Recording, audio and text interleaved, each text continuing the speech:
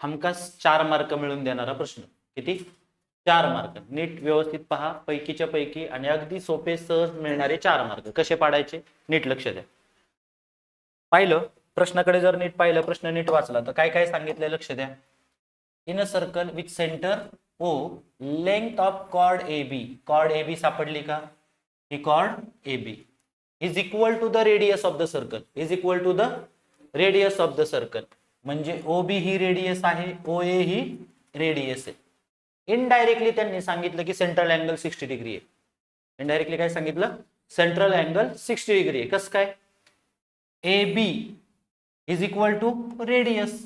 आता रेडियाई म्हणूया, कारण दोन्ही रेडियाला सारखं आहे. मग तो ट्रायंगल तयार झाला एओबी.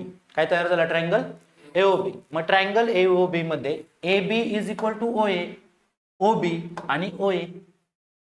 म्हणजे हा झाला इक्विलॅटरल ट्रायंगल. काय तयार झाला? Equilateral triangle. म्हणजे याचा प्रत्येक अँगल 60 डिग्रीचा. प्रत्येक अँगल 60 डिग्रीचा.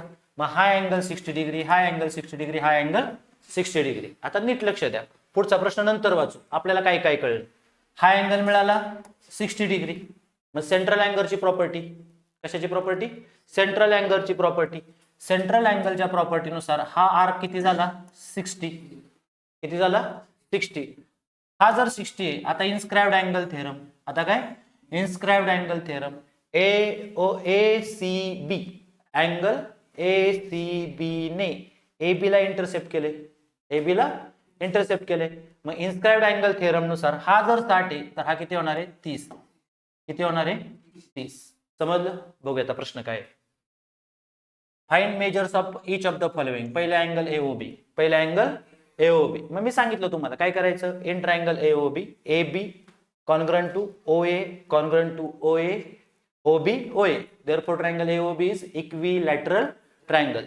Therefore, angle AOB is 60 degree. चला, measure of angle AOB is equal to 60 degree. आता measure of angle AOB is equal to arc AB. सांगितलं आपण आता सेंट्रल अँगल प्रॉपर्टी. हा जर 60 तर हा सुद्धा 60 डिग्री. चला, मिळाला हा 60 डिग्री. आता विचारले ACB. बघा आता ACB कडे. ACB intercept AB. ACB intercept AB. मग ACB कोण आहे? ACB ACB inscribed angle theorem नुसार त्याचं माप, त्याने इंटरसेप्ट केलेला आर्क जो किती आहे? 60.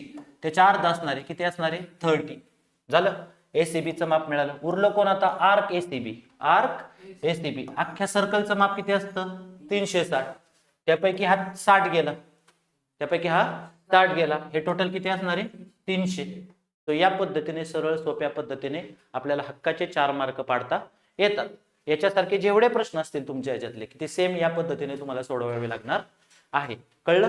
Inscribed angle theorem, central angle property आणि पुढे चालून टँजंट सिकंट थेरम नावाचं एक आहे. यांचा वापर करून हक्काचे मिळणारे पैकीच्या पैकी मार्क आपण घेऊ शकतो. कळलं इथपर्यंत? ठीक आहे.